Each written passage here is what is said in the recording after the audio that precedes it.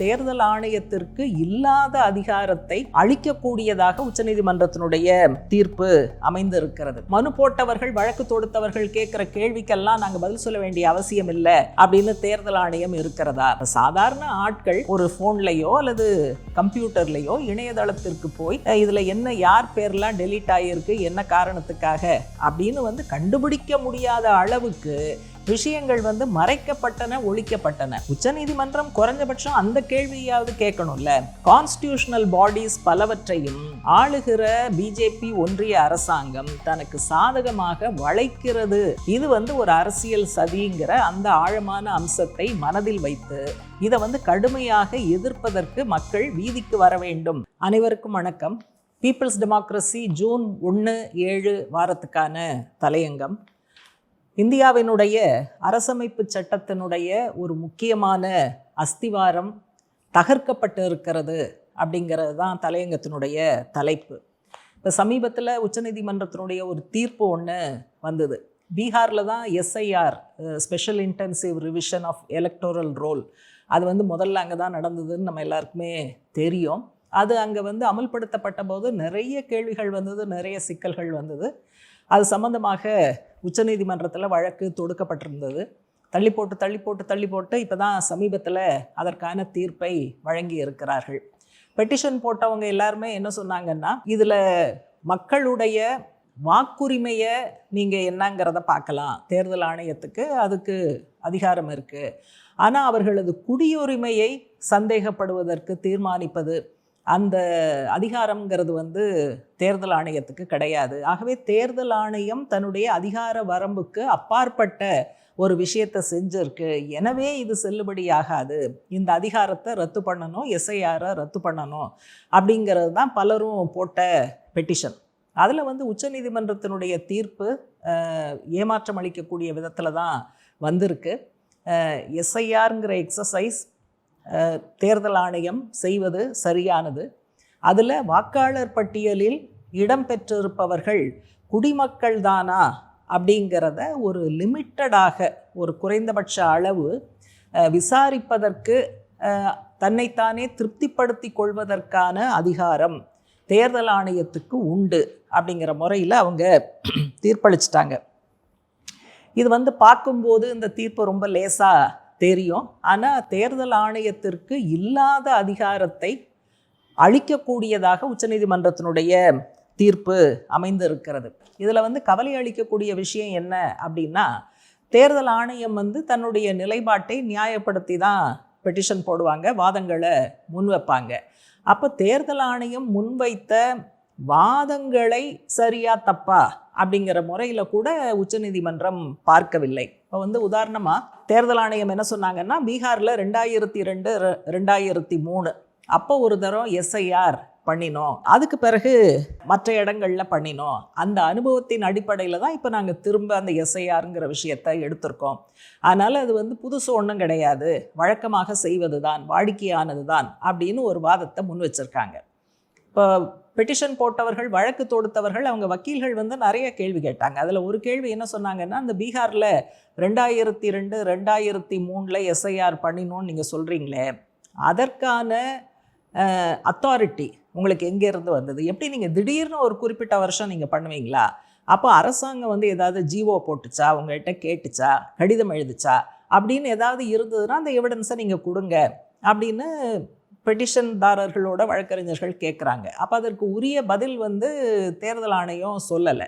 அப்போது ஒரு உச்சநீதிமன்றம் ஒரு வழக்கை டீல் பண்ணும்போது இந்த மாதிரியான முக்கியமான அம்சங்களுக்கு பதில் இல்லைன்னா அந்த பதிலை கேட்டு பெறுவது அல்லது தேர்தல் ஆணையத்தை கேள்வி கேட்பது, இந்த மாதிரியான அடிப்படையான விஷயங்களை கூட இந்த ஜட்ஜ்மெண்ட் வழங்கும் போது உச்சநீதிமன்றம் பார்க்கவில்லை. அப்போ அப்படின்னு சொன்னால் மனு போட்டவர்கள், வழக்கு தொடுத்தவர்கள் கேட்குற கேள்விக்கெல்லாம் நாங்கள் பதில் சொல்ல வேண்டிய அவசியம் இல்லை அப்படின்னு தேர்தல் ஆணையம் இருக்கிறதா? தேர்தல் ஆணையத்திற்கு அந்த அங்கீகாரம், அனுமதி, அதிகாரம் பதில் சொல்லாமல் இருப்பதற்கு, அக்கௌண்டபிலிட்டி இல்லாமல் இருப்பதற்கு தேர்தல் ஆணையத்துக்கு அதிகாரம் இருக்கிறதா? அந்த அதிகாரத்தை உச்சநீதிமன்றம் கொடுத்திருக்கிறதா அப்படிங்கிற சீரியஸான கேள்வியெல்லாம் வருது. அடுத்தது மனுதாரர்கள் கேட்டது என்னன்னா, சரி நீங்கள் செய்கிறீங்க, அதில் கொஞ்சமாவது வெளிப்படைத்தன்மை வேணும். டெலீட் பண்ணுறீங்க, அதுக்கான காரணம் முழுமையாக தெரில, டெலீட் பண்ணவங்களோட பட்டியலை நீங்கள் வந்து போடுங்க அப்படின்னா அதை முதல்ல வெளியிட மறுத்தீங்க, அப்புறம் கோர்ட் உத்தரவு வந்த பிறகு நீங்கள் வந்து வெளியிட்டீங்க. ஆனால் அதை நீங்கள் வந்து ஆன்லைனில் பார்க்க முடியாது, டிஜிட்டல் மெத்தடில் நீங்கள் வந்து பண்ண முடியாது, மெஷின் ரீடபிளாக அது வந்து இருக்காது. இப்போ சாதாரண ஆட்கள் ஒரு ஃபோன்லேயோ அல்லது கம்ப்யூட்டர்லேயோ இணையதளத்திற்கு போய் இதில் என்ன யார் பேர்லாம் டெலீட் ஆகியிருக்கு, என்ன காரணத்துக்காக அப்படின்னு வந்து கண்டுபிடிக்க முடியாத அளவுக்கு விஷயங்கள் வந்து மறைக்கப்பட்டன, ஒழிக்கப்பட்டன. இப்போ வெளிப்படைத்தன்மை வந்து இதில் சுத்தமாக இல்லை. உச்சநீதிமன்றம் குறைஞ்சபட்சம் அந்த கேள்வியாவது கேட்கணும்ல. மனுதாரர்கள் கேட்ட இந்த கேள்வி உச்சநீதிமன்றம் கேட்டிருக்கணுமா வேணாமா அப்படிங்கிற விஷயமும் இதுக்குள்ள அடங்கி வருது.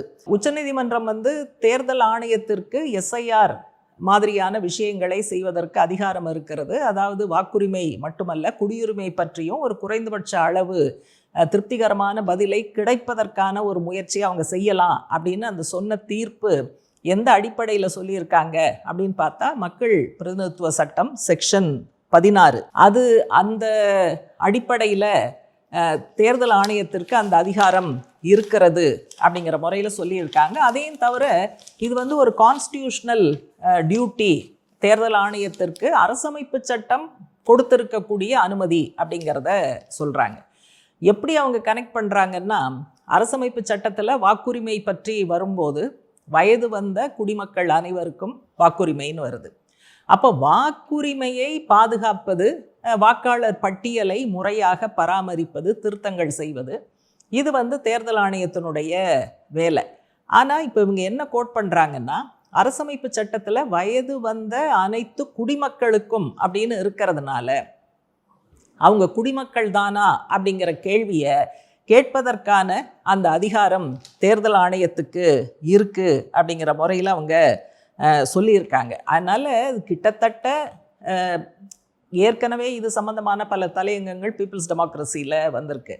அந்த பிரிவில் அழுத்தம் எதன் மீது இருக்கும்னா, குடிமக்களாக இருப்பவர்களுக்கு வாக்குரிமை மிஸ் ஆகிடக்கூடாது, அதாவது காரணம் இல்லாமல் ஒருத்தர் கூட வாக்குரிமையை இழந்துவிடக்கூடாதுங்கிறதுல தான் அழுத்தம் இருக்குமே ஒழிய, இந்த குடிமக்களா இல்லையா அப்படிங்கிறத தேர்தல் ஆணையம் வந்து கண்டுபிடிக்கணும், அதில் சாட்டிஸ்ஃபை ஆனால் தான் அவங்கள வந்து வாக்காளர் பட்டியலில் இடம்பெற வைக்கணும் அப்படிங்கிறதுல அழுத்தம் கிடையாது. ஏன்னா இந்திய சட்டங்கள் அடிப்படையில் ஒருத்தர் வந்து குடிமகனா குடிமகளா அப்படிங்கிற சந்தேகம் வந்ததுன்னா அதில் வந்து ஃபைனல் அத்தாரிட்டி யாருன்னா ஹோம் மினிஸ்ட்ரி தான். தேர்தல் ஆணையத்துக்கு அந்த வேலை கிடையாது. ஆரம்பத்திலிருந்து எதிர்க்கட்சிகள் அதைத்தான் திரும்ப திரும்ப சொன்னோம்.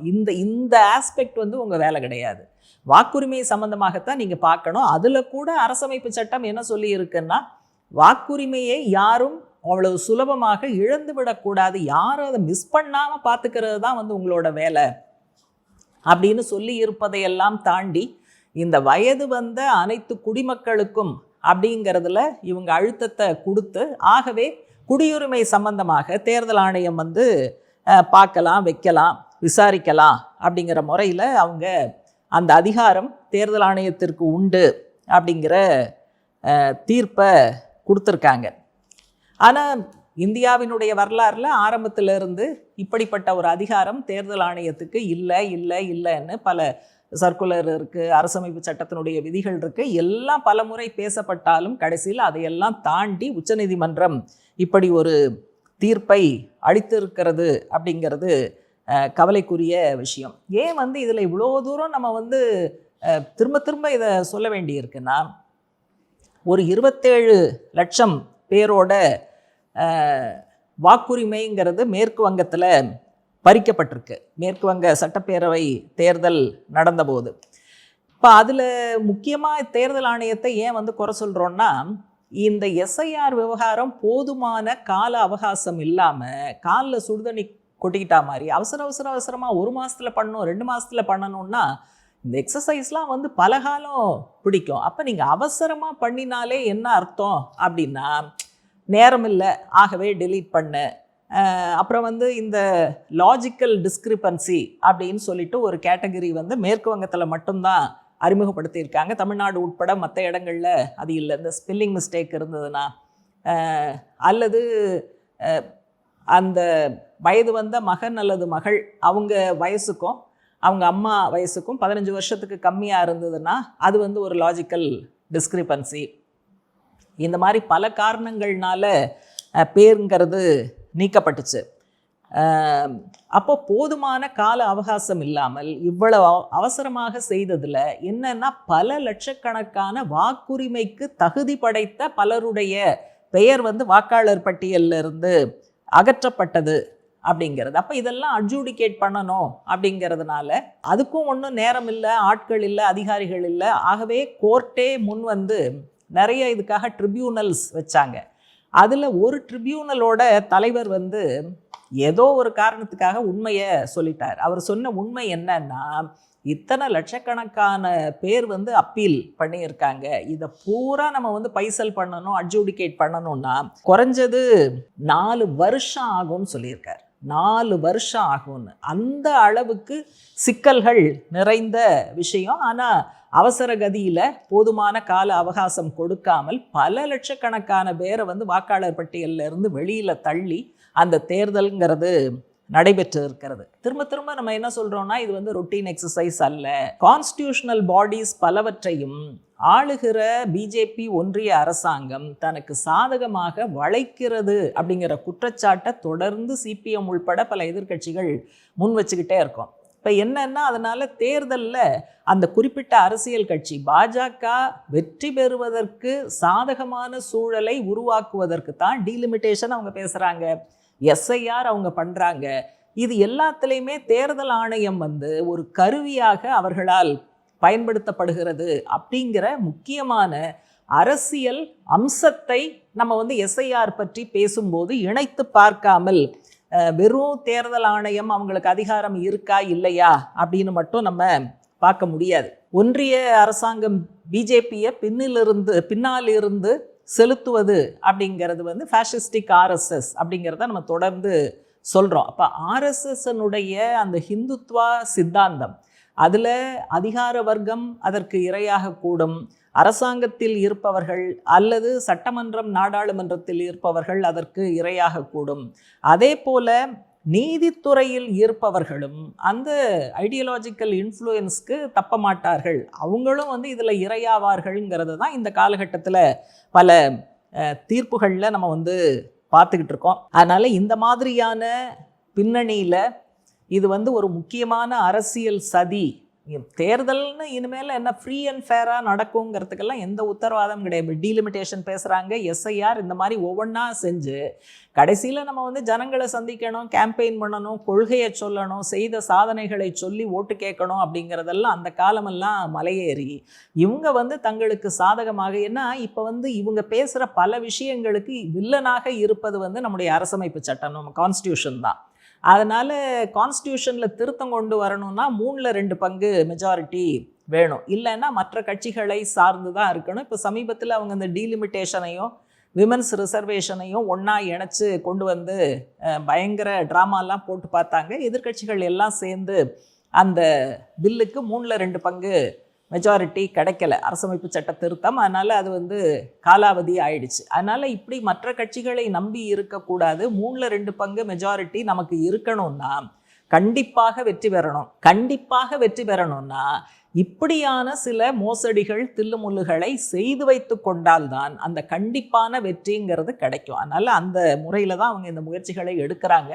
அதனால் எஸ்ஐஆருக்கு எதிராக அல்லது தேர்தல் ஆணையத்தினுடைய வரம்பு மீறிய செயலை பேசுவதற்காக அல்லது உச்சநீதிமன்றத்தினுடைய இந்த தீர்ப்பை பற்றி விவாதிப்பதற்காக நம்ம வந்து முயற்சி செய்யும் போதெல்லாம் இது வந்து ஒரு அரசியல் சதிங்கிற அந்த ஆழமான அம்சத்தை மனதில் வைத்து இதை வந்து கடுமையாக எதிர்ப்பதற்கு மக்கள் வீதிக்கு வர வேண்டும் அப்படிங்கிற வேண்டுகோளை இந்த தலையங்கம் முன்வைக்கிறது.